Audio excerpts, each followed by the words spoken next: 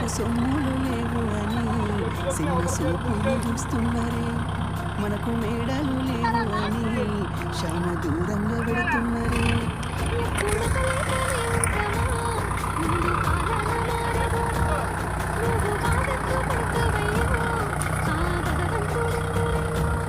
నీ పాదాలకే దండం పెడత పిల్ల, నువ్వు చిన్నదానివైనా నా 7 జన్మాలకే కోరుకుంటా మళ్ళా నా తోడు నీడలాగా.